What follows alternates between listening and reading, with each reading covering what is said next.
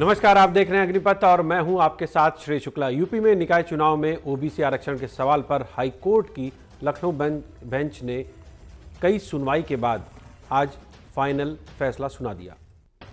Lucknow bench ने साफ तौर पर रैपिड टेस्ट के आधार पर निकाय चुनाव में अन्य पिछड़ा वर्ग आरक्षण की सरकार की दलील को खारिज कर दिया। हालांकि कहा जा रहा है कि सरकार बिना ओबीसी आरक्षण के निकाय चुनाव नहीं कराएगी और फैसला आने के बाद ही सरकार ने कमीशन बनाने का ऐलान भी कर दिया। उसकी रिपोर्ट के आधार पर आरक्षण तय होगा। संकेत ये भी है कि सरकार सुप्रीम कोर्ट जा सकती है। सरकार सभी सीटों को सामान्य घोषित कर निकाय चुनाव नहीं करा सकती। सरकार विपक्षी दलों को भाजपा को घेरने का कोई मौका नहीं देना चाहती। खुद सीएम योगी ने फैसले के बाद कहा कि योगी आदित्यनाथ ने ये साफ किया कि प्रदेश में सरकार नगरीय निकाय सामान्य निर्वाचन के परिप्रेक्ष्य में आयोग गठित कर ट्रिपल टेस्ट के आधार पर अन्य पिछड़ा वर्ग के नागरिकों को आरक्षण की सुविधा उपलब्ध कराएगी। समाजवादी पार्टी के प्रमुख और पूर्व मुख्यमंत्री अखिलेश यादव ने फैसला आने के बाद ट्वीट किया कि भाजपा निकाय चुनाव में ओबीसी आरक्षण के विषय पर अपने घड़ियाली सहानुभूति दिखा रही है। आज भाजपा ने पिछड़ों के आरक्षण का हक छीना है, कल भाजपा बाबा साहब द्वारा दिए गए दलितों का आरक्षण भी छीन लेगी। ये उन्होंने ट्वीट किया। इसके साथ ही मायावती ने भी एक ट्वीट किया और ट्वीट करके उन्होंने कहा कि फैसला सही मायने में बीजेपी और उनकी सरकार की ओबीसी और आरक्षण विरोधी सोच को दिखाता है। मतलब साफ है कि फैसले के बाद सियासी सवाल शुरू हो गए हैं। पर बड़ा सवाल ये है कि आखिर ये चुनाव कब होंगे, किस आधार पर होंगे? क्या सरकार को आरक्षण जारी करते समय इन सारी आशंकाओं का समाधान पहले कर लेना चाहिए था? और ट्रिपल लेयर के बाद अब किस तरह से ओबीसी आरक्षण पर मोहर लगेगी? सवाल ये भी है कि मौजूदा नगर निकाय के कार्यकाल को इन आशंकाओं को देखते हुए 19 जनवरी तक बढ़ा तो दिया है, पर अब इन पेच आने के बाद आगे क्या होगा? सुप्रीम कोर्ट जाने, आयोग की रिपोर्ट के बाद सब तय करना एक लंबी प्रक्रिया है। ऐसे में कहा गलती हुई, किससे गलती हुई और बीच का रास्ता क्या हो सकता है? एक बड़ा सवाल ये भी है कि अब रास्ते किस तरह से निकलेंगे और इस पूरे घटनाक्रम में किसका फ़ायदा है, किसका नुकसान है। और जिस तरह से ओबीसी आरक्षण को रद्द कर दिया, उन्होंने साफ तौर पर कोर्ट ने जता दिया कि नहीं, इस तरह से आरक्षण स्वीकार नहीं है और ट्रिपल टेस्ट के आधार पर ही आरक्षण किया जा सकता है। अब ट्रिपल टेस्ट के आधार पर अगर आरक्षण को किया जाएगा तो ये एक लंबी प्रक्रिया है। आयोग गठित होगा, जैसे सीएम ने ऐलान कर दिया है कि आयोग गठित होगा। और जो रिएक्शंस आ रहे हैं, जिस तरह के केशव प्रसाद मौर्य जो कि डिप्टी सीएम हैं उत्तर प्रदेश के, उन्होंने भी साफ किया कि हम बिना ओबीसी आरक्षण के कोई भी चुनाव नहीं कराएंगे, यानी निकाय चुनाव नहीं कराएंगे। तो सरकार की मंशा साफ जाहिर है और उनका भी ये मानना है कि ओबीसी आरक्षण के बिना चुनाव नहीं होगा, क्योंकि सबको पता है कि एक बहुत बड़ा वर्ग है ओबीसी का। तो उनको नाखुश करके या उन सरकार की मंशा पर सवाल उठा के बीजेपी को अगर घेरना चाहती है विपक्षी, तो उसको वो ऐसा मौका नहीं देंगे। लेकिन हाईकोर्ट ने एक बात और कहा है कि निकाय चुनाव को जल्द से जल्द कराएं। अब जल्द से जल्द कैसे कराए जा सकते हैं, ये एक बड़ा सवाल है। इस सवाल का जवाब हम ढूंढेंगे कि जल्दी कैसे हो सकता है, कोर्ट की मंशा के अनुरूप कैसे हो सकता है, ओबीसी आरक्षण के साथ कैसे हो सकता है, आयोग कितने दिन में अपनी रिपोर्ट देगा, उसके बाद क्या ट्रिपल टेस्ट वाली प्रक्रिया को अपनाते हुए आगे बढ़ेंगे। ये भी एक बहुत बड़ा सवाल है। और सबसे बड़ी बात है कि ये तकनीकी जो चूक हुई है वो कहाँ पे हुई है, किससे हुई है, क्यों हुई है, ये भी सवाल बड़ा है और इसको खोजना पड़ेगा। क्योंकि लोकल सरकार कहा जाता है, जो निकाय चुनाव हैं वो लोकल सरकार होती है और आम जनता की तमाम ज़रूरतों को पूरा करती है। तो अगर चुनाव डिले होते हैं, चुनाव देरी से होते हैं, उसका नुकसान किसको होगा? और अगर इन चुनावों के बीच में और भी बहुत सारी चीज़ें हैं, क्योंकि अभी बच्चों के एग्ज़ाम आने वाले हैं, फरवरी से प्रैक्टिकल शुरू हो जाते हैं, तमाम तरह की और भी हैं, यूपी इन्वेस्टर समिट भी होने वाली है। तो ये बहुत सारे पहलू हैं कि इन सब के बीच में जल्दी चुनाव कैसे हो सकता है और किस प्रक्रिया के तहत हो सकता है, इन सब पर आज हम चर्चा करेंगे। तमाम गेस्ट मेरे साथ जुड़े हुए हैं, मैं उनसे आपका परिचय कराऊंगा, लेकिन सबसे पहले कुछ रिएक्शन सुन लेते हैं जो आज पूरे दिन उत्तर प्रदेश में सुनाई पड़ते रहे, चाहे वो पक्ष हो चाहे वो विपक्ष हो। सब विपक्ष डिरेल्ड है, फ्रस्ट्रेशन में है। हम अपने SC/ST समाज के, OBC समाज के भाई बहनों के साथ हैं, उनके हक की पूरी व्यवस्था करेंगे। न्यायालय के फैसले के प्रति हमें जैसे ही मिलेगी हम उसका परीक्षण कराएंगे, परीक्षण करने के बाद ही आगे बढ़ेंगे। कि हमारा पिछड़ों का हक छीना जा रहा है, और ये केवल पिछड़ों का हक नहीं छीना जा रहा है। भारतीय जनता पार्टी सत्ता में रही तो जो बाबा साहब भीमराव अम्बेडकर जी ने अधिकार दिए हैं, उन अधिकारों को धीरे धीरे छीन लिया जाएगा। अभी कुछ चीजें दिखाई दे रही हैं और कुछ चीजें नहीं दिखाई दे रही हैं। भारतीय जनता पार्टी हमेशा आरक्षण विरोधी काम किए उसने। भारतीय जनता पार्टी आरक्षण विरोधी है, पिछड़ा विरोधी है, दलित विरोधी है। इन्हें संविधान की किसी भी व्यवस्था से कोई मतलब नहीं है। जो बाबा साहब भीमराव अम्बेडकर जी ने अधिकार दिए थे, उन अधिकारों को धीरे धीरे भारतीय जनता पार्टी छीनना चाहती है, और जितने भी उनमें पिछड़े नेता हैं वो सब मुंह बंद करके बैठे हुए हैं। तो आरक्षण खत्म हो रहा है। देखिए, जब तक इसका पूरा परीक्षण अभी न हो जाए न्यायालय के आदेश का, तो उसके पहले कुछ कहना इससे जो है जल्दबाजी होगी। पहले हमारे अधिकारीगण उसको जो है पहले उसका परीक्षण करेंगे कि न्यायालय ने क्या कहा है और हम क्या कर सकते हैं, उसके बाद ही कुछ इस पर। हमारी सरकार OBC के आरक्षण का पूरा अनुपालन करके, गाइडलाइन का पालन करके फिर से आरक्षण को निर्वाचन आयोग उसको तय करेगा। उसकी निर्वाचन आयोग की कमेटी उसको तय करेगी, और निर्वाचन आयोग, मैं समझ रहा हूँ कि जो प्रदेश सरकार से मदद चाहता होगा वो मदद की जाएगी, और सुप्रीम कोर्ट की गाइडलाइन के हिसाब से आरक्षण को फिर से एक बार सुपरविजन करके और तब इस चुनाव को कराने का काम करेगी। यही मेरा विश्वास है। समाजवादी पार्टी का काम है तंज कसना, हमेशा विरोध में बोलना, लेकिन आरक्षण OBC को दिया गया था। अब उसमें अगर कहीं कोई कमियां हैं, इसीलिए आपत्ति मांगी जाती है।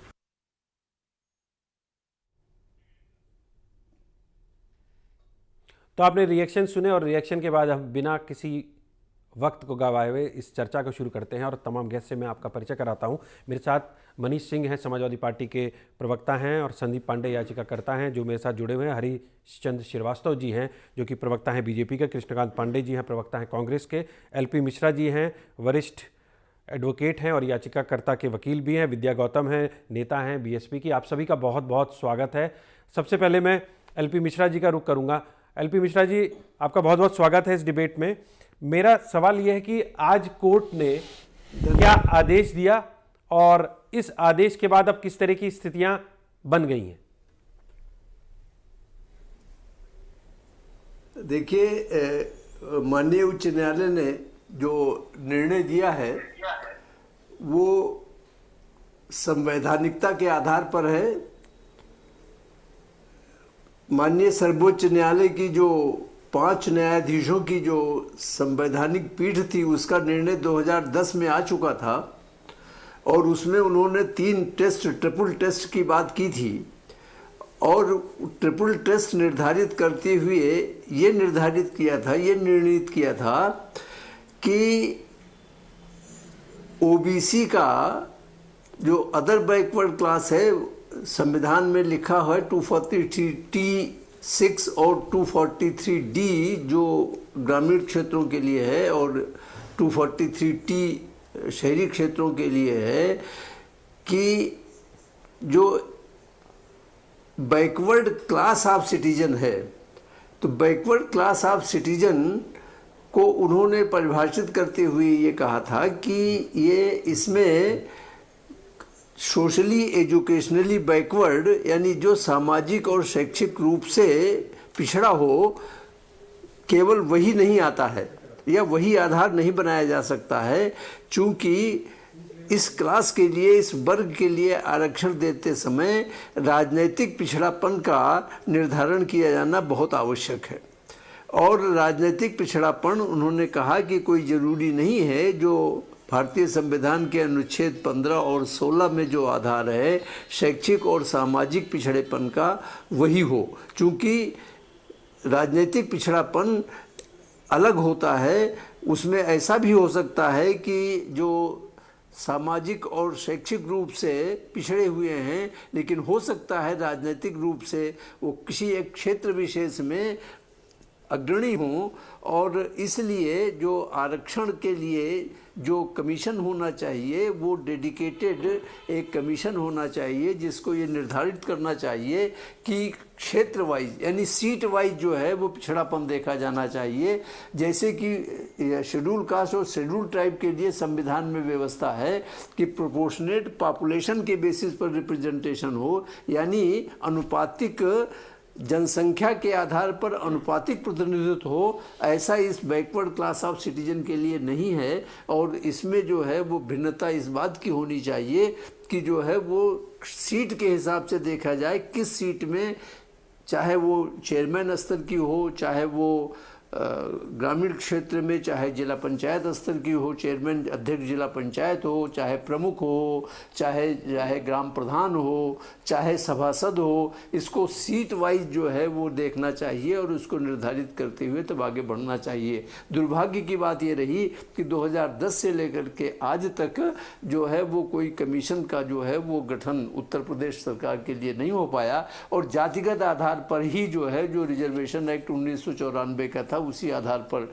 जो है वो ये रिजर्वेशन दिया जाता रहा, आरक्षण दिया जाता रहा, जिसको कि माननीय उच्च न्यायालय ने अपने निर्णय, आज के जो निर्णय है उसमें उसको नकारा है और ये निर्देशित किया है कि नंबर 1 जो ये प्रोविजनल लिस्ट निकाली थी उसको क्वेश किया है। ये निर्देशित किया है कि जो इन्होंने 2 व्यक्तियों का जो है वो बना दिया था कि एक जब तक जो है वो ख़त्म हो गया है कि चूँकि इनका कार्यकाल समाप्त होने वाला है, उस आदेश को जो है 2022 के आदेश को जो है नकारा है, उसको क्वेश किया है, खारिज किया है। और ये निर्देशित किया है कि अविलंब चुनाव कराए जाएं, चूँकि संवैधानिक जो समादेश है, जो संवैधानिक प्रतिबद्धता है वो ये है कि जैसे कि पार्लियामेंट में या स्टेट लेजिस्लेचर में 5 साल पूरा होने के बाद के पहले ही चुनाव हो जाते हैं, ऐसी बाध्यता जो है वो इन नगर निकाय के चुनाव के लिए भी है। और चूंकि इनके चुनाव को और आगे टाला नहीं जा सकता है, इसलिए जो बैकवर्ड क्लास ऑफ सिटीजन्स की जो सीटें ओबीसी के लिए निर्धारित की गई हैं, उनको सामान्य सीटें मानते हुए चुनाव अविलंब करा लिया जाए, ऐसा भी निर्देशित किया है जी। और ये भी निर्देशित किया है कि जब तक ये चुनाव चुनाव का जो कार्यकाल है वो किसी का समाप्त हो चुका है या तुरंत होने वाला है, और शायद 31 तारीख तक जो है वो सारे नगर निकायों का जो कार्यकाल है वो समाप्त हो जाएगा। इसलिए एक जिलाधिकारी और एक जो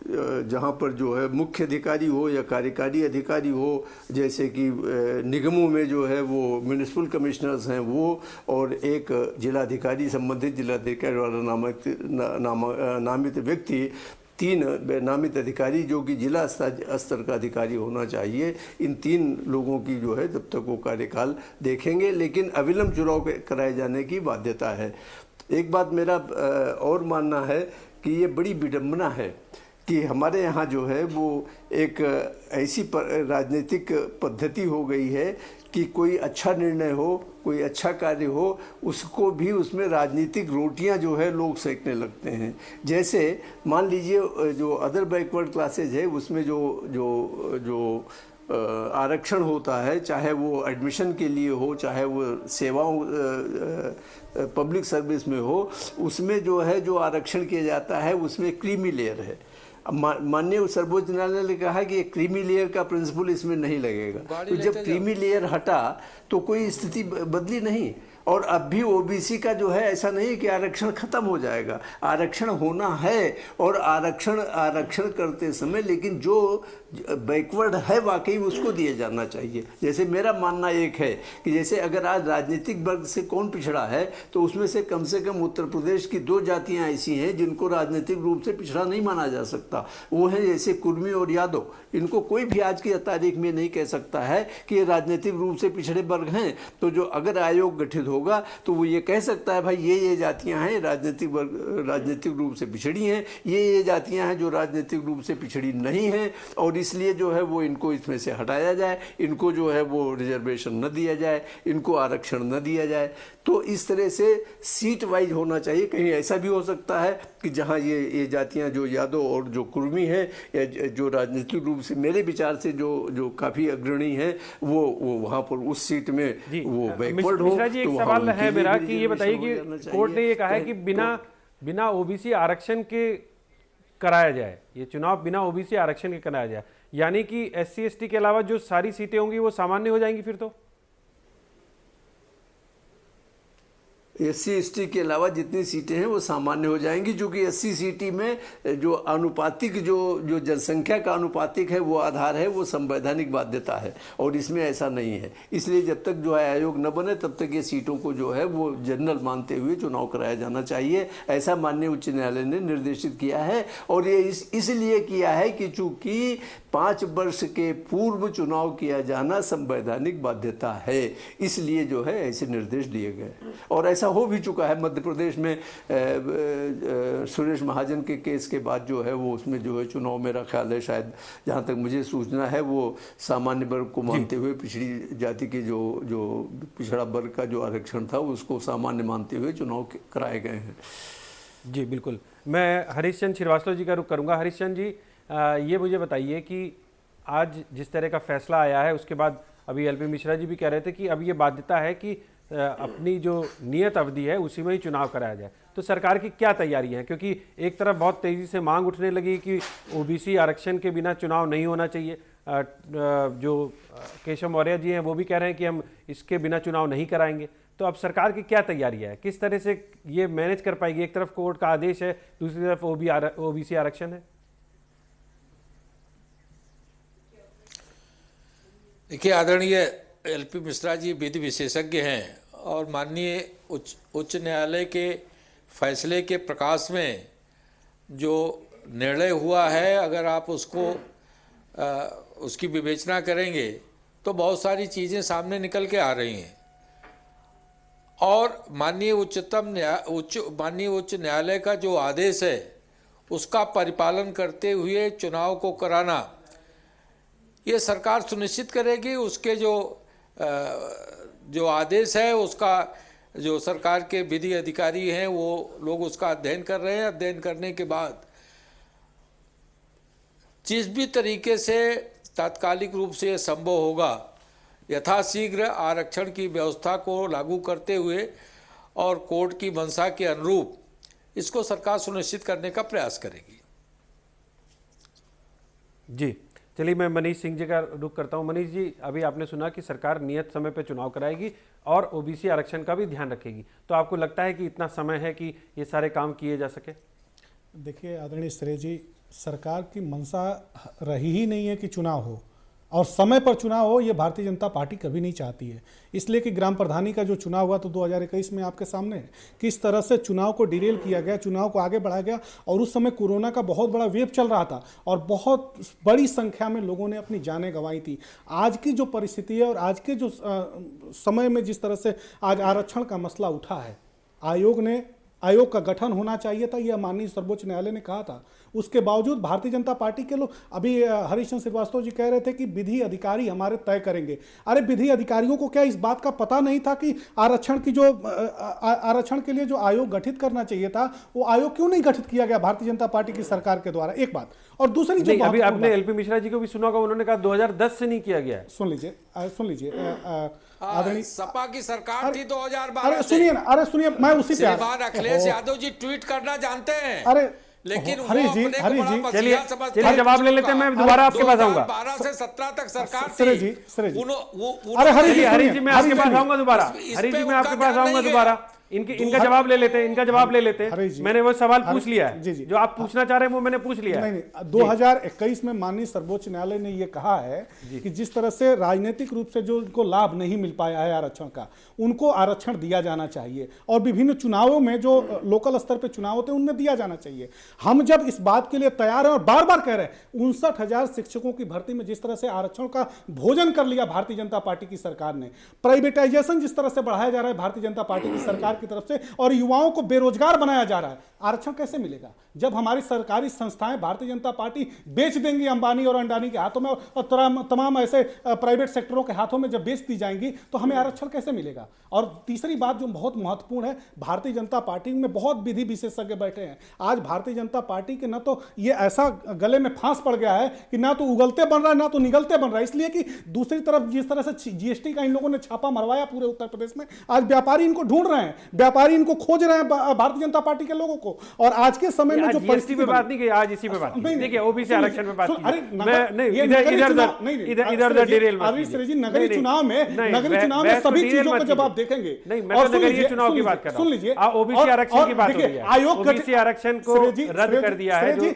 आयोग के गठन कराने की जो बात हो रही है, हम तो ये कह रहे हैं कि आप पहले जाति जनगणना करा लीजिए, जाति संख्या हमें बता दीजिए, आयोग का गठन करा लीजिए, उसके हिसाब से आप आरक्षण का निर्धारण मतलब आपने तो और लंबी प्रक्रिया बता दी। अरे बिल्कुल, अरे आरक्षण जब खाएंगे अभी आपने एलपी मिश्रा आरक्षण का जी को भोजन सुना नहीं कि करेंगे। उन्होंने कहा नियत समय में अरे चुनाव एलपी हो। मिश्रा जी जो बात कह दी है, ये कोई जरूरी नहीं है कि वो बात अरे ब्रह्मा की लकीर हो उन्होंने- गई। उन्होंने नहीं कहा है, कोर्ट ने कहा है। नहीं, कोर्ट ने कहा है, लेकिन हम ये बात लोकतंत्र में हम अपनी बात कहेंगे कि नहीं कहेंगे, और लोकतंत्र की ये मांग है जिस तरह से मनीष जी, प्रशासकों की नियुक्ति मनीष की जी, जाएगी। अरे सुनिए ना हरीश जी, जिस प्राइवेट हरीश जी सुनिए सेक्टर आप, की बात आप हरीश कर जी रहे हैं, हमारी बात सुनिए, कांग्रेस हमने पार्टी आपकी की बहुत सरकार ईमानदारी के से साथ बात सुनी है। मिलकर हरीश जी के इसको आपस सुनने की का कोशिश षड्यंत्र करिए। था। समाजवादी ये पार्टी ये आपस मांग की करती है षड्यंत्र कि जातीय जो जनगणना कांग्रेस कराया पार्टी ने जाए, किया। उसके बाद आयोग का आज गठन वही किया जाए, जो उसके बाद से राजनीतिक जो रूप से जो वैश्विक लाभ समझौते नहीं ले किया। पाएंगे चलिए, अब हरीश जी कुछ बोलना उसी चाह का रहे हैं। परिणाम है चलिए। प्राइवेटाइजेशन। हाँ हरीश जी, आप क्या कहना चाह दूसरे रहे को हैं? दोषी मत ठहराइए। जी मैंने कहा श्रेय जी जी। कि ये प्राइवेटाइजेशन की बात कर रहे हैं। कांग्रेस पार्टी की सरकार के साथ समाजवादी पार्टी सहयोगी रही, और ये वैश्विक जो समझौते हुए आर्थिक विषयों पर व्यापारिक जो समझौते हुए, वो कांग्रेस पार्टी की नरसिम्हा राव की हरीश चंद्र सरकार ने किया। श्रीवास्तव जी, आप इस बात को बताएंगे कि कितनी संस्थाओं को हमने बेचा था केंद्र सरकार में हमारी जो समाजवादी मैं- पार्टी बहस के कहीं लोग और जा रही हरीश है। चंद्र नहीं, नहीं, मैं श्रीवास्तव बहस जी, कहीं और आप जा रही है। गलत उसकी रास्ते पर जिम्मेदारी नहीं, से नहीं, बच आप नहीं जितने सकते। मिनट आपको भी गलत रोकूंगा, रास्ते मैं पर आपको भी चला रहे हैं, रोकूंगा। हरीश चंद्र मैं श्रीवास्तव दोनों जी। लोगों को ये रोकूंगा। ठीकरा नहीं, भाजपा मैं से आज छोड़ने से आप ओबीसी बचेंगे आरक्षण नहीं। पर तमाम ये सरकारी ये संस्थाओं का आप ही लोगों ने आज हाईकोर्ट किया। के निर्णय पर बात कर रहा हूं मैं। पौने दामों ये पर कहा भेज हाईकोर्ट के दिया। निर्णय पर बात कर रहा हूं। आरक्षण का आज के समय में हाईकोर्ट के निर्णय पर बात जनता कर रहा हूं। माफ नहीं करेगी और उत्तर प्रदेश की जनता मैं भारतीय हाईकोर्ट के जनता निर्णय पर बात पार्टी कर तो रहा जो वैश्विक समझौते हुए थे उन हरीशचंद जी, प्राविधानों हरीशचंद जी, आज इन बंधी समझौतों हुई पे है। चर्चा नहीं हो रही बाकी है। ये आज चर्चा हो रही है कि हाईकोर्ट ने जो आज आदेश दिया सरकार- उसके बाद चुनाव कराने की बात की है उसने। उन्होंने कहा है कि चुनाव नियत समय पर कराए जाएं और ओबीसी आरक्षण के बिना चुनाव कराए जाएं। एक बहुत बड़ा मुद्दा है, महत्वपूर्ण मुद्दा है। पूरे उत्तर प्रदेश की सियासत में तमाम तरह के रिएक्शंस आ रहे हैं, तो मैं भी चाहूंगा कि इसी पे ही हम लोग बने रहें और इसी पर ही हम चर्चा करें। कृष्णकांत पांडे जी का मैं रुख करूंगा। कृष्णकांत पांडे जी, आज जो कोर्ट का फैसला आया है उसको किस तरह से देखते हैं आप? आपके निर्देश के बावजूद मैं 30 सेकंड में केवल एक बात अपनी कह के आपकी बात का जवाब देता हूं। ओबीसी आरक्षण पे बात कीजिएगा का पांडे जी। कांग्रेस का नाम लिया, कांग्रेस ने ये नहीं। चलिए मैं फिर एकदम इधर उधर आरक्षण चली की जाएगी, बात करूंगा, फिर मात्र उधर 15 चली जाएगी। सेकंड। आप नहीं 15 मैं नहीं उसी पे बात करिए। नहीं, मैंने नहीं मैंने जाएगी, रोक नहीं दिया ना, जाएगी। मैंने क्या टोक दिया था, कांग्रेस- मैंने टोक दिया था, मैंने चलिए, इसलिए टोक इसी- दिया था। मैंने आप उसी पे बात चलिए कीजिए। अब इसी पे जी। इसी पे आ जाते जी। हैं। इसी पे आ जाते हैं। भारतीय जनता पार्टी के मित्र द्वारा यहाँ कहा गया कि आरक्षण के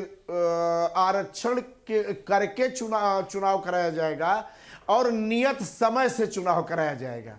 मैं समझता हूं क्या ये दोनों संभव, हमारे सभी पैनलिस्ट, विद्वान पैनलिस्ट साथी बैठे, क्या ये संभव है? भाई आयोग बनेगा, ट्रिपल का जिक्र है, सर्वे का है, ये सारी चीजें हैं, तो दोनों तो मेरे समझ से नहीं इसमें है।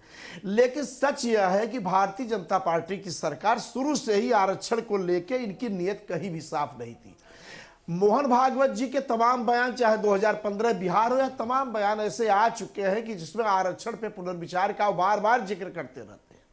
निश्चित है कि आरक्षण जैसे मुद्दे को लेकर के आरएसएस और भारतीय जनता पार्टी ये संवेदनशील कभी कहीं है ही नहीं है। सरकार ने जानबूझकर यह गलती किया है। इनको सर्वे कराने से, ट्रिपल आयोग बनाने से क्या नेहरू जी ने रोक दिया था? मुझको तो नहीं लगता था कि नेहरू जी कह गए थे कि मत करना ऐसा। मोदी जी भी मुख्यमंत्री के रूप में, उनकी जात तो सवर्ण ही थी गुजरात में, लेकिन उनकी सरकार ने उनको पिछड़ा बनाया। तो पिछड़ा बनने का मतलब केवल वोट लेने के लिए है, बाकी पिछड़े के लाभ से आपका कोई लेना देना नहीं है। जब 73वां संशोधन राजीव गांधी जी द्वारा ले आया गया, इसके बाद जो है सबको, चाहे वो पिछड़े हों, दलित हों, सब दलित तो पहले से थे, पिछड़े सबको ले आकर के अगर उस तरह से सबको सम्मान देने का काम हुआ तो इनको किस बात की दिक्कत हो रही है? मेरी अपनी जानकारी के मुताबिक 1995 से आरक्षण की प्रक्रिया है उत्तर प्रदेश में शुरू, लेकिन ऐसे में जो इन्होंने अभी लिस्ट निकाली, मैं एक सेकंड उस पर भी जिक्र कर दूं, जो इसके पहले इन्होंने आरक्षण की लिस्ट निकाली थी, क्या लखनऊ की 10 की 10 नगर पंचायतें रिजर्व हो सकती हैं? ये कौन सा रोटेशन है? क्या गोंडा की 10 में से 9 जो है सामान्य हो सकती हैं नगर पंचायतें? वाह भाई वाह, बारे बीजेपी की सरकार और इनके अधिकारी किस तरह से इन लोगों ने आरक्षण को लेकर के किस तरह से रोटेशन भी लागू किया था। देखिए, पिछड़े वर्ग का प्रतिनिधित्व समाप्त करने की सोची समझी साजिश है। यह जो है चुनाव, सब लोग जान रहे थे कि यह चुनाव नियत समय पे दिसंबर तक संपन्न हो जाना है। याचिकाकर्ता किसी न किसी को बनना ही था। भाई याचिका जब आप गलत करेंगे तो कोई न कोई तो जाके याचिका करेगा ही करेगा। यह तो ऐसा है नहीं कि पूरा प्रदेश मूक दर्शक बन के बैठा रहेगा। और इनको ट्रिपल टेस्ट है, सर्वे है, सारी चीजों के लिए हमने पूछ लिया कौन रोका था। और कांग्रेस पार्टी का सीधा सीधा एकदम स्पष्ट कहना है, आपके चैनल पे मुझे कहने में जरा भी दिक्कत नहीं, जो संवैधानिक हक है पिछड़ों का और दलितों का, इनको हम समाप्त नहीं करने देंगे। चाहे जितना भी कर ले, चाहे ये पूरे देश को बेच दे, चाहे निजीकरण करके ऐसे भी रिजर्वेशन समाप्त कर दे, हम करने नहीं देंगे। कांग्रेस पार्टी सड़क से संसद तक जी, हर मोर्चे पे इनसे लड़ेगी। चलिए ठीक है, मैं विद्या गौतम जी का रुख करूंगा। जी बिल्कुल, मैं विद्या गौतम जी का रुख करूंगा। विद्या जी, आज जो कोर्ट का फैसला आया है उसके बाद मायावती ने भी ट्वीट किया और उन्होंने बताया कि किस तरह से, मेरी आवाज मिल रही है आपको? हाँ, मैं सुन पा रही हूँ सर, आपकी आवाज सुन पा रही हूँ। तो आज जो कोर्ट का फैसला आया है उसको बीएसपी किस नजरिए से देखती है, और इस फैसले के बाद आपको लगता है कि जिस तरह से सरकार कह रही है कि हम ओबीसी आरक्षण के साथ ही चुनाव कराएंगे नियत समय पर, तो आपको लगता है कि ये पॉसिबल है? हाई कोर्ट का फैसला आया है, उसको लेकर के बहन मायावती जी ने ट्वीट किया है और बल्कि दूसरे दलों ने भी ट्वीट किया है, और बहुत ही एक तरह से ओबीसी आरक्षण को लेकर के बहुत घातक निर्णय है। और इसमें मैं माननीय कोर्ट को कुछ भी नहीं कहना चाहूंगी, लेकिन इसमें सरकार की पूरी लापरवाही है कि पहले किसी आयोग का गठन क्यों नहीं किया गया, अगर किया गया तो उसकी जो सर्वे होती, जो उसकी रिपोर्ट होती, वो टाइम पर क्यों नहीं दी गई। और दूसरा, अब सरकार कह रही है कि हम जाएंगे सुप्रीम कोर्ट में जाएंगे, आगे कोर्ट में जाएंगे। अगर आपकी ऐसी ही मंशा थी तो आपने आखिर पहले ही सारे फैसले सही क्यों नहीं लिए? तो सरकार इस वक्त पे, अभी इसके पहले माननीय मिश्रा साहब या कोई साथी बोले हैं कि सरकार इस वक्त पे कटघरे में खड़ी हो गई है। कटघरे में ऐसे खड़ी हो चुकी है कि ओबीसी आरक्षण को लेकर के, क्योंकि सबसे बड़ा ओबीसी वर्ग इनके साथ जुड़ा हुआ है, इनकी सत्ता में भागीदारी है, उनका वोटर है, और आज ओबीसी आरक्षण को लेकर निकाय चुनाव में इनकी ढीला रवैये की वजह से कोर्ट को यह फैसला देना पड़ा। माननीय कोर्ट का एक सबसे बड़ा सख्त आदेश ये भी आ गया कि आप टाइम पे चुनाव कराइए। अब टाइम पे चुनाव कराने की बात है तो उसका मतलब सरकार इसके मतलब झूठ बोल रही है कि हम कोर्ट में जाएंगे। अगर आपको यही मंशा थी तो आप पहले ही सारी रिपोर्टों और पहले ही सारी चीजों की तैयारी क्यों नहीं करें? तो इसमें माननीय बहन जी ने पूरी तरह से सरकार को घेरा, और हम सब भी यही चाहते हैं कि सरकार इस न्याय को करे और ओबीसी आरक्षण को लेके ही चुनाव कराया जाए। इसके बिना चुनाव कराना संभव ही नहीं है, ना ही बसपा चाहेगी ना ही और अन्य विपक्षी दल जी। बिल्कुल बिल्कुल बिल्कुल। मैं संदीप पांडे जी का रुख करूंगा जो कि याचिकाकर्ता हैं। संदीप जी, ये बताइए कि आपकी जो सबसे बड़ी दलील थी वो क्या थी, किस आधार पे आप कोर्ट गए थे? जी, सबसे बड़ी दलील मेरी यही थी जो अभी एलपी मिश्रा सर ने बोला कि 2010 में जो doctor Krishnamurthy versus Maharashtra government supreme court का ऑर्डर था, जिसमें कहा गया था कि ओबीसी वर्ग को अगर राजनीतिक आरक्षण देना है तो उसके लिए एक डेडिकेटेड आयोग बनाना चाहिए, उसके बाद ट्रिपल टेस्ट कराना चाहिए और उस टेस्ट के आधार पर ही हमें यह पता चल पाएगा कि राजनीतिक रूप से कौन असली पिछड़ा है और उसको आरक्षण देना चाहिए। एक चीज मैं ये कहना चाहता हूं, बार बार मैं देख रहा हूं सारे राजनीतिक दल नूरा कुश्ती कर रहे हैं इस बात पे। बहुत बेहतरीन ऑर्डर दिया है आज हाई कोर्ट ने और बिल्कुल भी इसको पक्ष विनाम बनाम विपक्ष या अगड़ा बनाम पिछड़ा ना माना जाए। ये जो डिसीजन है ये सरकारी मशीनरी वर्सेस आम जनता है। इस देश ही नहीं, इस प्रदेश के प्रत्येक नागरिक को उसका संवैधानिक अधिकार मिले, न्यायपालिका ने इसका पूरा ख्याल रखा है। देखिए, मैं तो कोर्ट रूम में ही था और जज साहब ने एक बहुत अच्छी बात कही थी। उन्होंने कहा था ओबीसी कास्ट और ओबीसी क्लास, उस दोनों में जमीन आसमान का फर्क है। आप भाई बर्थ तो ओबीसी हो सकते हैं, मगर आप राजनीतिक रूप से कितने पिछड़े हैं इसका आधार कैसे तय होगा? इसके आधार के लिए आपको एक डेडिकेटेड आयोग की जरूरत पड़ेगी। वो जो है ट्रिपल टेस्ट कराएगी और उस ट्रिपल टेस्ट के आधार पे ये पता लगाया जाएगा कि कौन सी। देखिए, अन्य पिछड़ा वर्ग में बहुत ढेर सारी जातियां हैं, जैसा अभी सर ने बोला, मगर उन जातियों में कुछ जातियां ऐसी हैं जो लगातार आरक्षण का लाभ लेके राजनीतिक रूप से बहुत ज्यादा आगे हैं, मगर तमाम ऐसी जातियां हैं उस पिछड़ा वर्ग में भी जिनको राजनीतिक प्रतिनिधित्व मिला ही नहीं है। तो उन जातियों का पता लगा के उनको भी राजनीतिक रूप से सबल बनाया जाए ताकि प्रत्येक नागरिकों का सबका विकास हो सके। जी, मैं एलपी मिश्रा जी का रुख करूंगा। एलपी मिश्रा जी, आप कुछ कहना चाह रहे थे, फिर मैं अपना सवाल करूंगा। हाँ, मैं ये कहना चाह रहा था कि जो ये बातें की जा रही हैं कि साहब आरक्षण समाप्त किया जा रहा है या ऐसा नहीं किया और कमीशन क्यों नहीं बनाया, 2010 का संवैधानिक पीठ का फैसला है। 2010 से लेकर आज तक 12 साल हो गए, 12 साल से ज़्यादा हो गया जो समय निर्णय दिए हुए। अभी भाजपा तो 5 ही साल सत्ता में रही है, बाकी तो और भी दल जो है वो सत्ता में, राजनीतिक दल सत्ता में थे।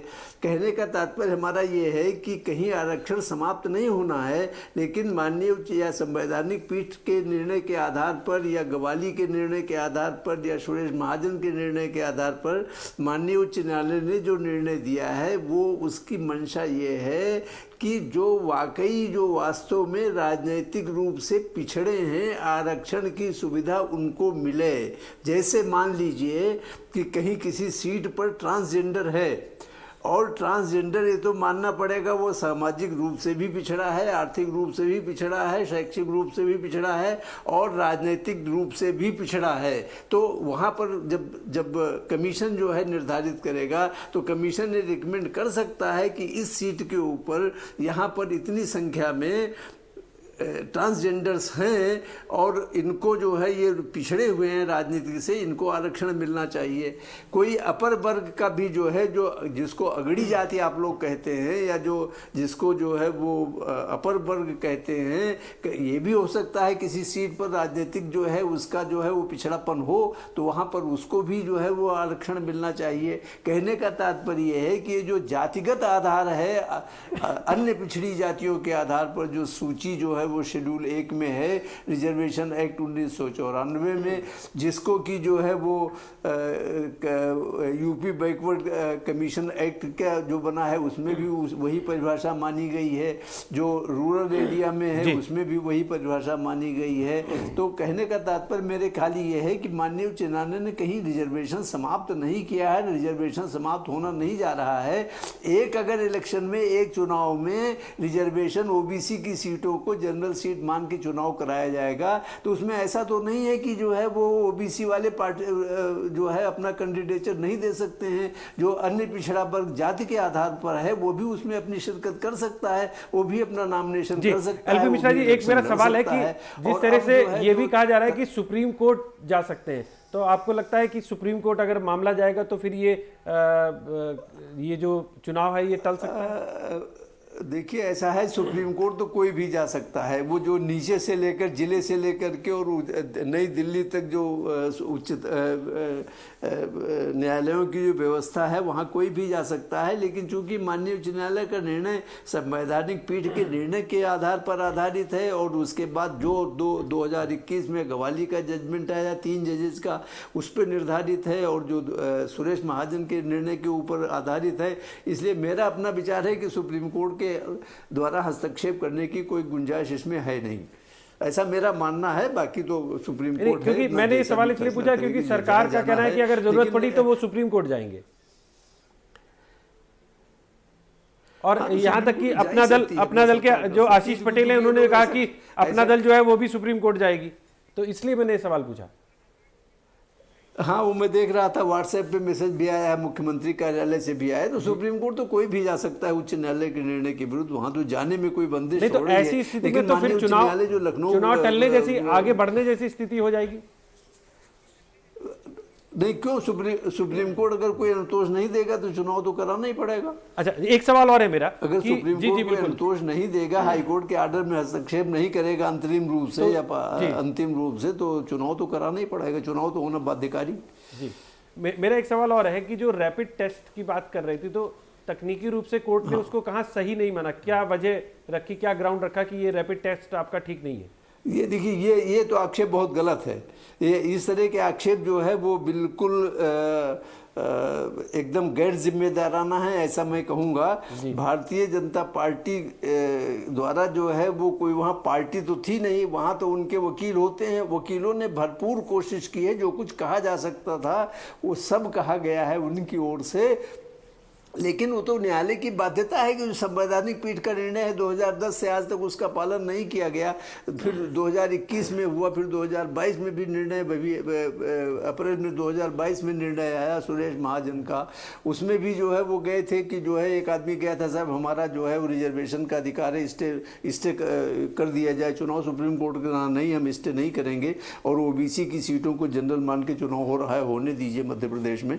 तो ऐसा नहीं है कि जो है वो कोई अपना पक्ष नहीं रखता है। लेकिन ये जो दुर्भाग्य की बात ये है कि माफ़ कीजिएगा, क्षमा कीजिए, सब लोग यहाँ पर बड़े वरिष्ठ नेता लोग विभिन्न दलों के उपस्थित हैं, भारतीय जनता पार्टी के भी हैं, कांग्रेस के भी हैं, समाजवादी पार्टी के भी हैं। आप याद करिए, महात्मा गांधी जी का एक सपना था कि ये जो इस तरह की स्वायत्त शासी संस्थाएं हैं, जो लोकल बॉडीज हैं, चाहे वो ग्राम पंचायत लेवल की हो, चाहे क्षेत्र पंचायत की हो, चाहे जिला पंचायत की हो, चाहे जो है वो टाउन एरिया की जो है नगर पंचायत की हो, चाहे नगर पालिका परिषद जिनको हम पहले म्यूनिसिपल बोर्ड कहा करते थे वो हो, चाहे जिला पंचायत हो, चाहे नगर निगम हो, जो जितने भी ये निकाय हैं, इन सबको राजनीतिक जो है वो दलगत राजनीति से अलग रखा जाए।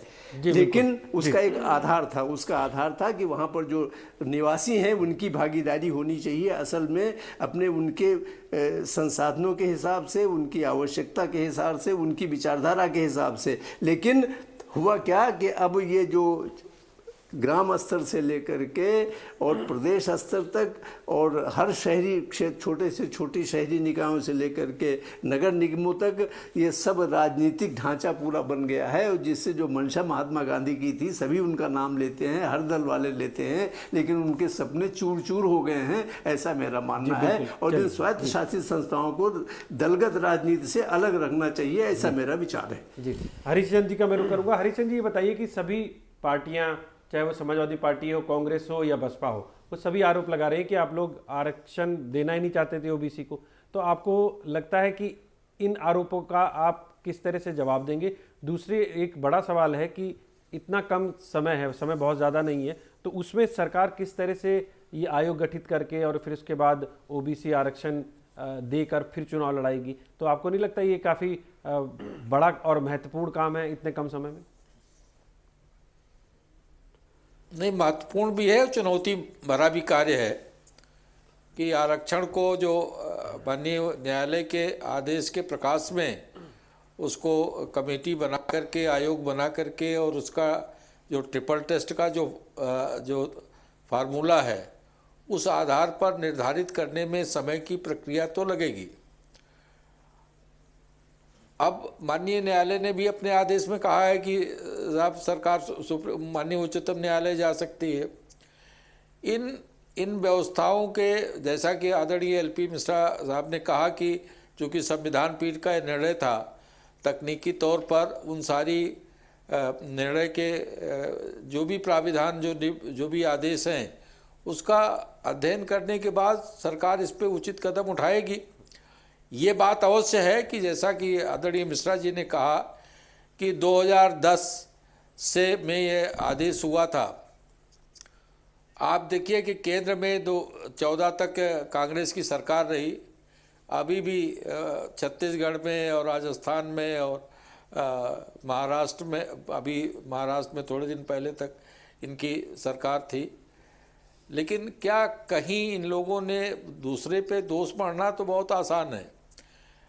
2012 से 17 तक समाजवादी पार्टी की उत्तर प्रदेश में सरकार रही, लेकिन ये सिस्टम का चूक कहें या निर्णय में कहीं न कहीं तो चूक है, और मैं ये मानता हूं कि कहीं न कहीं ये सिस्टम का चूक है कि सिस्टम ने इन जो माननीय उच्चतम न्यायालय ने जो निर्णय किया था उसके आलोक में गंभीरता से उन विषयों का अध्ययन नहीं किया है, उन विषयों पे कहीं न कहीं वो छूट गई चीजें।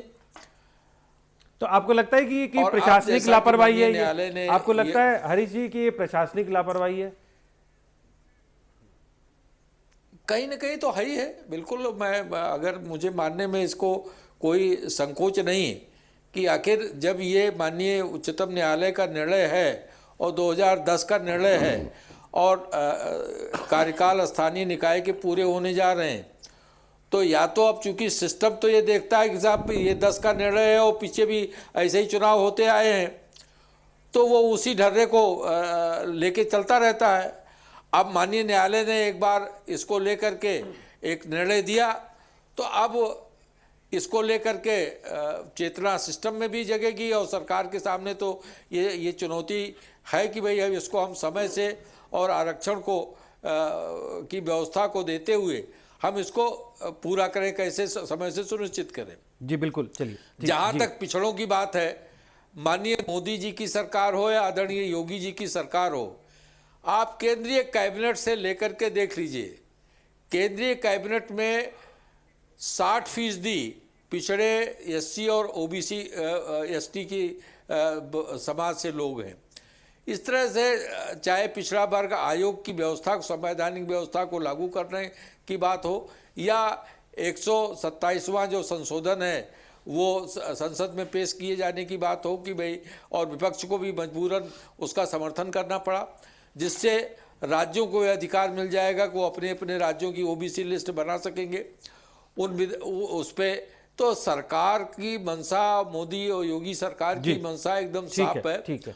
और पिछड़े या कमजोर वर्ग के लिए जो प्रतिबद्धता है वो उस पे पूरी निष्ठा के साथ सरकार काम कर रही है।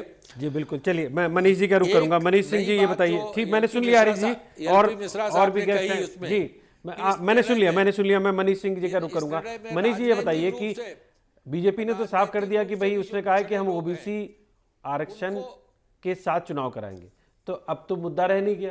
वो कह रहे हैं, वो तो डिप्टी सीएम ने अपने इंटरव्यू में कहा है। आदरणीय श्रेय जी, भारतीय जनता पार्टी अब चाहे जितना अपने आप में सफाई दे, भारतीय जनता पार्टी पूरी तरह से अपने राजनीतिक चरित्र को जनता के सामने उजागर कर चुकी है। एक बात। दूसरी बात, हरीश चंद्र श्रीवास्तव जी तमाम सारी बातें कह रहे हैं, लेकिन आज उत्तर प्रदेश की जनता इतनी मर्माहत है, चाहे वो अपर कास्ट हो, चाहे मध्यम वर्गीय परिवार के लोग हों, चाहे शेड्यूल क्लास के लोग हों, जो भी लोग हैं उत्तर प्रदेश के, आज सरकार की व्यवस्था से पूरी तरह से नाखुश हैं। इसलिए नाखुश हैं कि सभी लोगों को ये लग रहा था कि नगर निकाय का चुनाव होने जा रहा है। प्रत्याशियों ने तमाम तैयारियां कर ली थी। तमाम, हमारे पास 12,000 से ऊपर वार्ड हैं उत्तर प्रदेश में, तमाम 12,000 से ऊपर हमारे पास वार्ड है। उन वार्ड्स मेंबर्स ने तैयारी कर ली थी। और आप जानते हैं कि जो सामाजिक जीवन जीने वाला व्यक्ति होता है उसके सामने कितनी कठिनाई होती है। वो आदमी दर दर जा करके अपने लिए विनती करता है कि आप टाइम पे चुनाव कराइए। लेकिन सुनिए ना श्री जी, लेकिन भारतीय जनता पार्टी के राजनीतिक चरित्र ने जिस तरह से उत्तर प्रदेश के राजनीति करने वाले छोटे छोटे कार्यकर्ताओं को जिस तरह से आज पीड़ा पहुंचाई है और जिस तरह से आरक्षण को लेकर के एक माहौल बनाया है, आज पूरा देश इस बात को लेकर के आशंकित हो चुका है। खास करके पिछड़े वर्ग के लोग और दलित वर्ग के लोग आशंकित हो चुके हैं कि भारतीय जनता पार्टी इनका कब आरक्षण समाप्त कर दे। और उसकी शुरुआत भी भारतीय जनता पार्टी ने कर दिया है। इसलिए कि जब हम सरकारी संस्थाओं को बेचेंगे और प्राइवेटाइजेशन की तरफ बढ़ेंगे, हम लोग तो कितने वर्षों से चिल्ला रहे हैं कि 69,000 जो शिक्षक भर्ती थी जिसमें आरक्षण के घोटाले किए गए, योगी आदित्यनाथ की सरकार के द्वारा किए गए, हमने तो मांग किया, लेकिन उस मांग पर कोई विचार सरकार कर नहीं रही है। और उसके बाद भी हम तमाम तरह हम तो कह रहे हैं कि जितनी जिसकी हिस्सेदारी उतनी उसकी भागीदारी। हमारे डॉक्टर राम मनोहर लोहिया जी ने यह बात कहा था। आदरणीय डॉक्टर भीमराव अंबेडकर जी ने दलितों का इतना बड़ा आरक्षण का उन्होंने नजीर पेश किया दुनिया के सामने। उसके बाद से जो वंचित वर्ग है उनकी हमने हमेशा से वकालत किया है और आदरणीय हमारे नेता अखिलेश यादव जी ने हमेशा से इसकी लड़ाई लड़ी है। लेकिन भारतीय जनता पार्टी के लोग, अभी हरीश श्रीवास्तव जी कह रहे थे कि कैबिनेट उठा करके देख लीजिए उत्तर प्रदेश का और देश का। योगी आदित्यनाथ जी 2017 में कहीं पर थे नहीं। हरी जी, मैंने आपकी बात बीच में नहीं बोला। हरी जी, आप बहुत वरिष्ठ नेता हैं।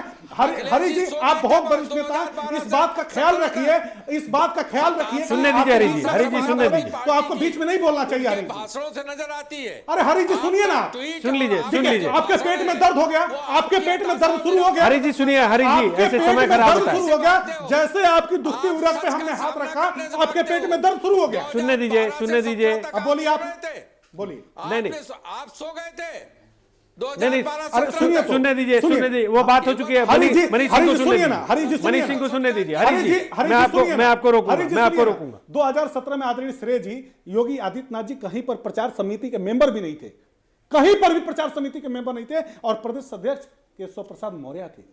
पूरे पिछड़े वर्ग के समाज में घूम घूम करके उन्होंने कहा कि भारतीय जनता पार्टी की सरकार बनेगी और मुझे मुख्यमंत्री बनाया जाएगा, ये केशव प्रसाद मौर्य ने कहा। लेकिन जिस तरह से रिजल्ट आने के बाद से, भारतीय जनता पार्टी के पक्ष में जनादेश आने के बाद से केशव प्रसाद मौर्य जी को किनारे किया गया और उसी के बाद से योगी आदित्यनाथ जी कहां से लाए गए। ये कौन सा राजनीतिक आरक्षण है, हमें जरा बता दीजिए। क्यों अनुपालन नहीं किया गया? क्या आपकी मानसिकता इस तरह की नहीं है? योगी आदित्यनाथ जी जो कहीं मनीष जी समय कम है। कृष्णकांत जी ये बताइए कि एक बड़ा वोट बैंक है बीजेपी का ओबीसी वोट बैंक, ये तो आप भी मानते होंगे, तो ऐसे में वो जानबूझ के ऐसा क्यों करेगी? क्या लगता है जो आप लोग आरोप लगा रहे हैं जिस तरह से? देखिए, वो धीरे धीरे जानबूझ के ही सारा काम करेंगे। अपना एजेंडा लागू करने के लिए वो किसी भी स्तर तक जाएंगे। एक सबसे महत्वपूर्ण बात, आदरणीय एलपी मिश्रा जी, हमारे सम्मानित वकील साहब यहाँ बैठे हैं, उन्होंने एक बहुत अच्छी बात कही कि आरक्षण, कोर्ट ने कहा है कि पिछड़ों का आरक्षण इसमें नहीं रहेगा तो सामान्य सीट में लड़ सकते हैं। हाँ, ये कोर्ट ने कहा। तो 1995 के पहले तो पिछड़े सामान्य सीट में ही लड़ा करते थे, मतलब जो उन्होंने कोर्ट किया आदरणीय एलपी मिश्रा साहब ने, तो उस सामान्य में ही लड़ते थे पिछड़े। लेकिन मंडल कमीशन की आवश्यकता क्या पड़ी? फिर इसके बाद 1991 में पूरी तरह से मंडल कमीशन लागू क्यों किया गया? आखिर कहीं न कहीं तो ये आवश्यकता लगी होगी ना कि नहीं, पिछड़ों को आरक्षण देना जरूरी है। लड़ने को तो SC ST भी लड़ सकते हैं, सामान्य की सीट में कोई भी लड़ सकता है। दूसरी बात, मंडल कमीशन का भी जिक्र चूंकि आ गया तो थोड़ा सा हो जाना चाहिए। मंडल कमीशन जब जो सरकार लेके आ रही थी, या जो सरकार बहुत प्रोपगंडा, उसमें देश में बड़ा हंगामा हुआ था। मंडल कमीशन 1981 में बना था। 1981 से लेकर के अब तक जो है 31 साल हो गए। 31 साल में क्या राजनीतिक जो है, जी बिल्कुल सही है। लेकिन जिस समय भारतीय जनता पार्टी के, हाँ नहीं वकील साहब, नहीं वकील साहब, मैं आपकी बात से सहमत हूं, मैं आप पे कोई वो नहीं। जिस तरह से जिस सरकार को समर्थन भारतीय जनता पार्टी दे रही थी, उसी मंडल कमीशन पे इन्होंने लिया था वापस। 2-3 बातें केवल करूंगा। इनके मैनिफेस्टो में रहा है उत्तर प्रदेश के, हम छात्रवृत्ति बढ़ाएंगे पिछड़े जातियों का और दलित जातियों का, इन्होंने इनके मैनिफेस्टो में रहा है। 1 से 8 तक, कक्षा 1 से कक्षा 8 तक के दलित और पिछड़ों की सबकी छात्रवृत्ति समाप्त कर दी गई। कल की डिबेट में मैं प्रूफ दे दूंगा, आज मैं लेके नहीं आया हूं, दे दूंगा, लेकिन जितना यहाँ बोलूंगा अक्षर से सही बोलूंगा। वकील साहब कानून के जानकार, अवश्य उनको जानकारी होगी। दूसरी चीज, इन्होंने अपने मैनिफेस्टो में जनगणना भी सार्वजनिक करने की बात की थी। खैर आज उसका मुद्दा नहीं है, आज सर्वे का ही मुद्दा है। यह जो कहते हैं केवल वही नहीं करते हैं, बाकी ये सब कुछ करते हैं। पिछड़ों के आयोग का मध्य प्रदेश में भी चुनाव हुआ। मध्य प्रदेश में अभी संवैधानिक इस तरह का संकट, कोर्ट के द्वारा सारी चीजें पिछड़ों के आरक्षण को लेकर, अभी वकील साहब ने भी जिक्र किया, ये आया था। हमारे आदरणीय जोगी जी, लोग जसस्वी और क्या क्या उसमें लगाते हैं, वो हम नहीं लगा पा रहे हैं। आदरणीय जोगी जी उस समय क्या केवल यह लोग बने हैं हेलीकॉप्टर से चुनाव प्रचार करने के लिए? पैसा हमारी आपकी मेहनत का कमाई है, जितने लोग बैठे सबकी मेहनत के हेलीकॉप्टर से घुमाएंगे, 8.5 करोड़ की जहाज में ही घूमेंगे, केवल प्रचार, जनता के बारे में कोई काम नहीं। जब मध्य प्रदेश में यह घटना घटी, 2010 की भी बात हो रही है, अगर मध्य प्रदेश में भी ताजा यह घटना अगर घटी है, अब छत्तीसगढ़ की भी बात क्या अर्जों की बात किया, कांग्रेस की सरकार में कभी इस तरह का संवैधानिक संकट अभी तक नहीं आया, उसके पहले हम काम कर लेंगे, आप चिंता न करिए। लेकिन जब मध्य प्रदेश में भी हाल ही में जब इस तरह की बात आई, तो उत्तर प्रदेश की सरकार आखिर इस पर संवेदनशील क्यों नहीं हुई, इस पर जो है सचेत क्यों नहीं हुई? सीधी सी बात है कि पिछड़ों का आरक्षण समाप्त करना, इसके बाद दलितों का आरक्षण समाप्त करना, संविधान में इनका पूरी तरह से आस्था का न होना, जैसा आरएसएस शुरू से भी कहती रही कि हम मनुस्मृति को लागू करेंगे, इस तरह की 2-3 चीजें जितनी आपकी थी, आप लोगों का लक्ष्य मनुस्मृति लागू करना। मैं विद्या गौतम जी के पास जाऊंगा। जी बिल्कुल, के बीच विद्या में गौतम जी लड़ाई बताइए कराना है आपका पहला लक्ष्य है। कि जैसे हम लोग जिक्र कर रहे हैं कि कई सरकारों की जिम्मेदारी बनती है, उस समय 2010 से अगर बात करें आयोग के गठन की, तो उस समय आपकी सरकार भी थी, तो उस वक्त क्यों नहीं ध्यान दिया गया?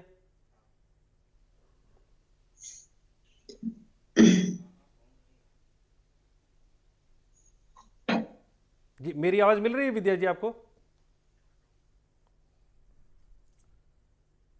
चलिए, मुझे लगता है कि उन तक मेरी आवाज नहीं पहुंच रही।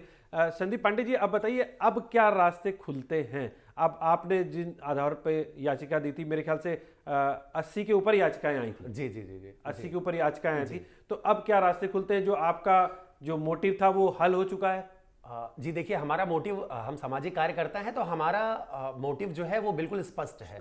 हमने पहले ये बात कही कि प्रत्येक नागरिक को जो भी संवैधानिक अधिकार है वो मिलना चाहिए, और बार बार यहाँ पे सभी लोग आरक्षण को समाप्त करके पिछड़ों के खिलाफ एक षड्यंत्र की बात कर रहे हैं, ऐसा मेरा मानना बिल्कुल नहीं है। मेरा मानना सिर्फ ये है कि राजनीतिक आरक्षण की अगर बात हो रही है तो वास्तव में या राजनीतिक आरक्षण उस वर्ग को मिले, उन जातियों को मिले जिनका प्रतिनिधित्व राजनीतिक रूप से कम है।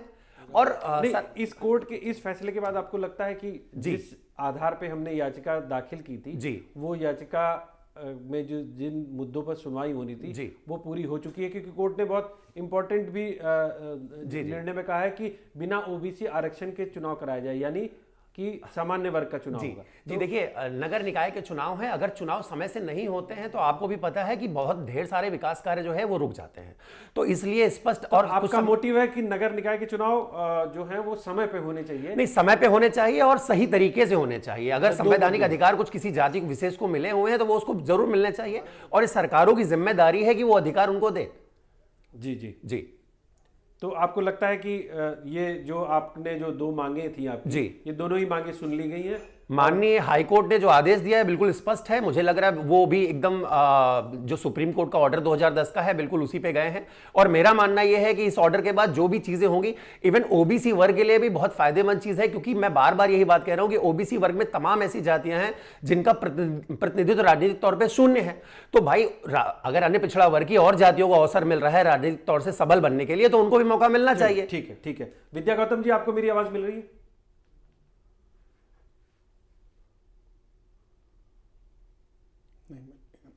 मुझे लगता है विद्या गौतम जी तक मेरी आवाज़ नहीं पहुंच पा रही है।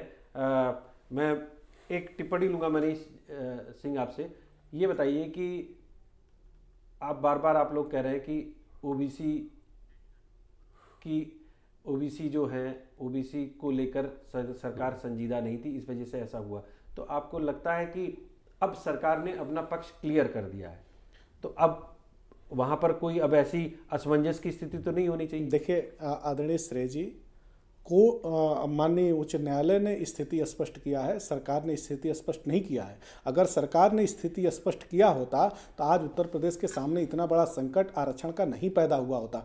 आज उत्तर प्रदेश की जनमानस के सामने जिस तरह से भारतीय जनता पार्टी ने एक अलग तरह का नैरेटिव बनाया है, उत्तर प्रदेश में भारतीय जनता पार्टी के प्रति लोगों की एक आशंका जाहिर हुई है कि जिस तरह से आरक्षण को खत्म किया है भारतीय जनता पार्टी ने और खत्म करने की परिपाटी शुरू की है, उसी में आज कहीं ना कहीं चुनाव से वंचित करने की कोशिश की। एक छोटा सा रिएक्शन विद्या गौतम जी का ले लेते हैं। विद्या गौतम जी, एक सवाल मेरा है कि 2010 से आयोग बनाने की बात हो रही थी, 2010 में आपकी सरकार थी, तो उस वक्त इनिशिएटिव क्यों नहीं लिया गया? क्योंकि ये बीजेपी आरोप लगा रही कि बाकी लोगों की तो सरकारें थी, उनको भी इनिशिएटिव ले लेना चाहिए था।